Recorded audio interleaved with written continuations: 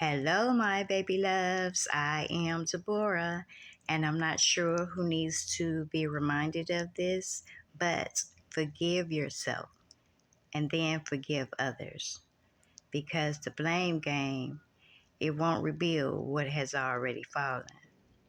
First, you have to forgive yourself for trusting and then forgive others for letting you down.